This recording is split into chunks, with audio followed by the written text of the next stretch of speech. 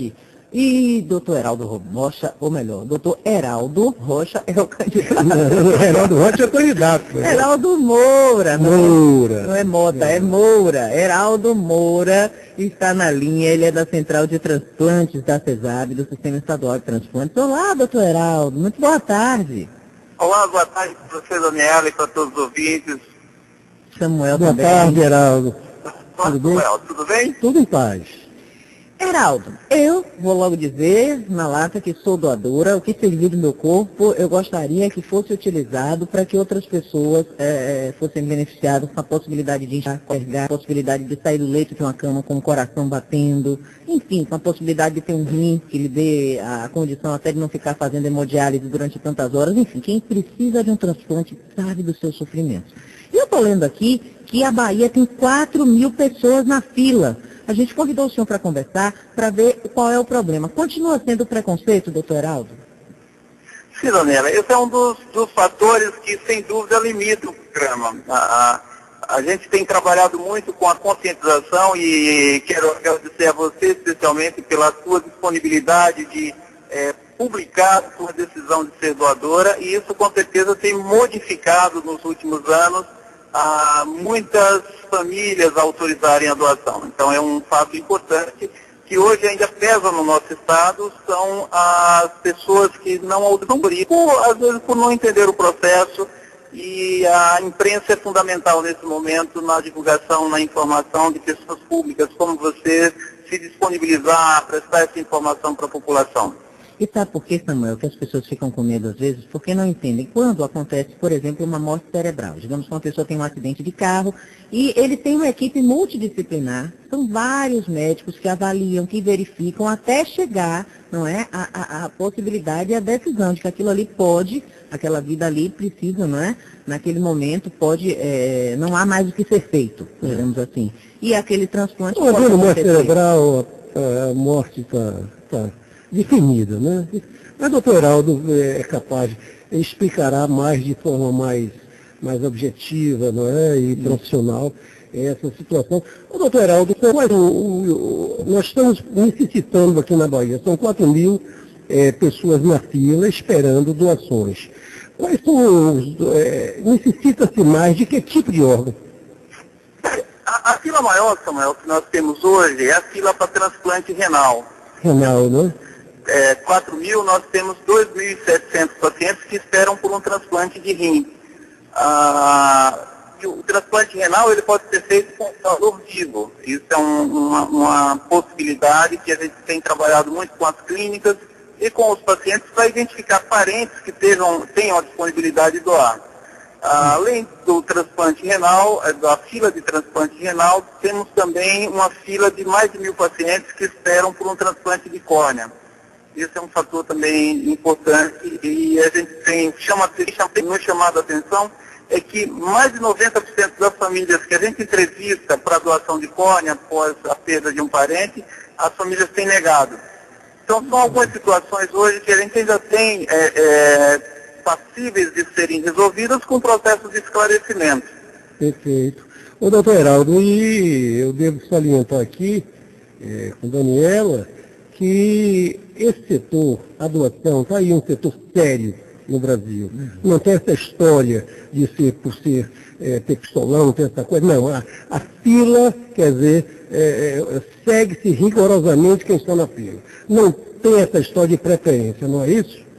Sim, é verdade. É um sistema hoje brasileiro que ele é uma referência também no mundo, que são os critérios de distribuição dos órgãos. No momento que uma família autoriza a doação de um parente que tenha falecido, esse órgão é disponibilizado para a fila com todos os critérios, independente do poder aquisitivo, religioso, importância social ou política. Então, é um sistema hoje que nós temos informatizado, gerenciado pelo Ministério da Saúde.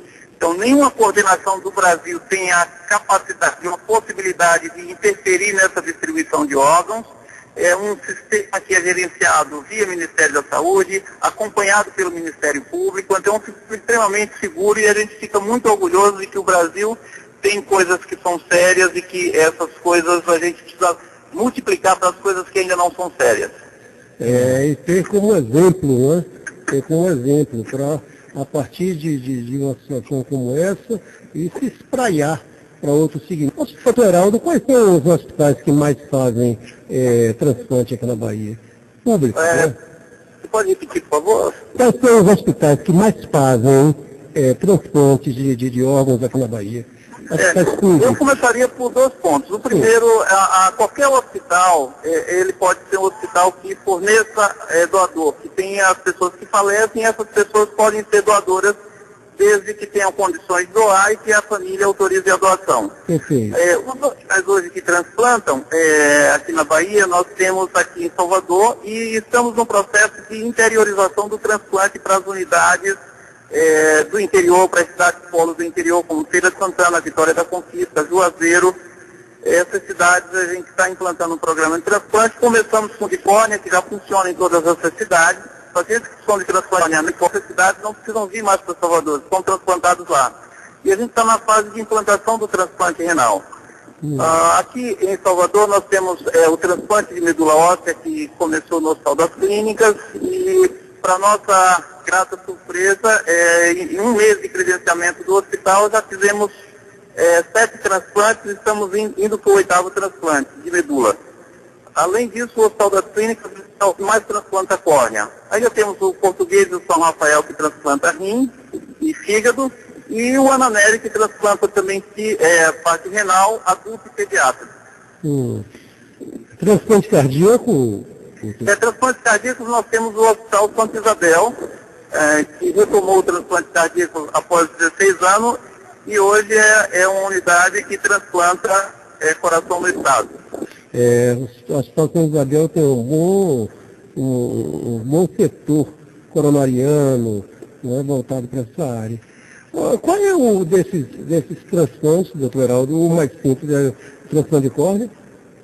O de córnea. O de córnea é o transplante hoje que é tanto tecnicamente um transplante que não tem tantas complicações, quanto do ponto de vista do acompanhamento do paciente. Os pacientes que fazem transplante de córnea, a grande maioria não precisam usar as medicações que são as medicações imunossupressoras. Então isso já é um benefício enorme. E dos transplantes mais complexos, nós temos o transplante cardíaco, o transplante de pulmão, o transplante de fígado também. Doutor Heraldo, o que é que uma pessoa tem que fazer para ser doador? No Brasil, Daniela, a obrigatoriedade da autorização familiar. Então, é importante que você converse com sua família, se após o seu falecimento, que aqueles órgãos não vão lhe servir mais, que possam ajudar outras pessoas. E as famílias, elas tendem a acolher o que a gente solicitou ou informou em vida. Então, no Brasil, obrigatoriamente, você tem que comunicar à família. Entendi. E aí as pessoas também podem procurar a central de transplante, se quiserem. Sim, nós temos o telefone. Qualquer pessoa que tiver dúvida ou quiser acompanhar, ver o sistema nosso, como funciona, é o 0800 284 0444. 0800 284 0444. Tá bom, doutor Heraldo. Muito obrigada, né, Samuel, pela entrevista. Muito obrigado, doutor Heraldo. E a Tudo FM, olha, pode usar, não é abusar. Abusar pode à vontade. À vontade. Mas pode usar Tudo FM, porque eu agradeço a Daniela pela atenção que tem sempre dedicado a essa causa, que é uma causa da sociedade. Isso. E a gente fica extremamente feliz de ter uma imprensa comprometida com a responsabilidade social, que é passar as informações para a população. Sabe por que, doutor Heraldo, também, Samuel? Porque a gente anda muito na rua e só quando você labuta mesmo com as pessoas, sabe? A pessoa assim com aquele braço inchado, poxa, precisando de um rim, há tanto tempo esperando, e com o risco de a vida acabar e ela não ter aquela possibilidade. Aí você entende, poxa, se acontecer comigo, meu corpo vai servir para quê? Por que não? Exatamente. Então, é assim que eu penso. E às vezes fica no aqui, né, doutor Heraldo, coerência extraordinária que vem acontecer, que por um procedimento dessa ordem, que recebe um órgão e de repente não dá tempo e essa pessoa falece. Infelizmente a gente tem tido algumas situações desagradáveis dessas ainda, não só aqui na Bahia, mas também no Brasil, como no mundo todo. O que eu acho que é importante, Samuel e Daniela, e os nossos ouvintes, A gente pensar, se algum dia eu vier a precisar de um transplante, eu iria ficar contente, eu iria aceitar ser transplantado se uma família autorizasse a doação de um parente? E se a resposta for sim, por que eu também não me disponho a poder ajudar em algum momento que eu não vou precisar mais daqueles meus órgãos? E a coisa mais linda que eu já vi foi uma matéria que saiu com uma menina de 13 anos. Ela conseguiu uma córnea. Menino, quando tiraram, né? Os médicos tiraram aquela... Como é que chama? Vocês colocam... A venda, né? A venda. Menina, aí que ela começou a enxergar a cara de felicidade dessa menina. Vocês não têm noção. É a primeira vez que ela viu, sabe? Né? E ainda embaçado, né, doutor? Porque depois é que começa a visão a ficar mais clara. Enfim, doutor Heraldo, que o senhor e sua equipe tenham vida longa. Muito obrigada, viu? Eu e Samuel estamos aqui sempre dispostos e apostos para ajudar no que for necessário. E disponíveis para qualquer coisa que o senhor deseje, o senhor e sua equipe. Nós estamos nessa luta, viu? Boa tarde, doutor Heraldo. Acho que o doutor Heraldo quer a ligação. Muito obrigado por vocês e um abraço a todos os ouvintes, e a gente precisa lutar para melhorar cada vez mais o nosso estado. Muito obrigado.